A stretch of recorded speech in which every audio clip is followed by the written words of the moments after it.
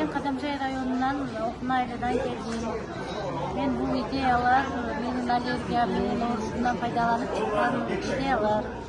Натуралдык продукция, натуралдык самындар, ушуларды мен окуп өзүм колдонуп келем 6 жыл бою. Аллергия болуп, башка самындардан аллергия болуп кетпей, өзүм окуп, натуралдык самындарды иштетип, үй бүлөмдү камкорлук көрөм.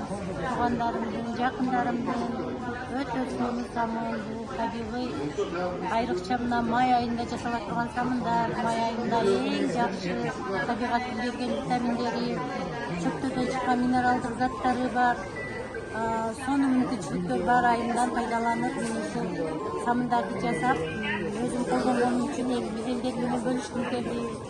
Сухой кожаларга, проблемный кожаларга, жирный кожаларга, айылдагы кыз келиндерибиз чаңдан, шамалдан, ушундайлардан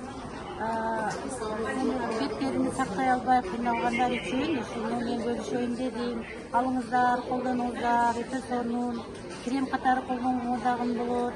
Мунун курамын айтып берсеңиз?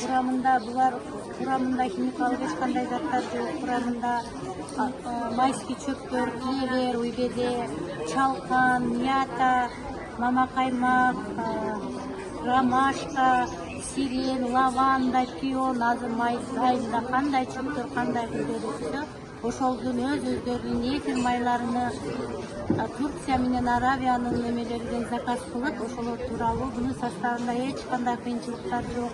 Эфир майлары, табигый чөптөр, гүлдөр, ошол башка краситель кошулган эмес, без краситель, без ничего, эфир майлары менен табигаттын берген витаминдери, минералдык заттары менен жасалган самындар.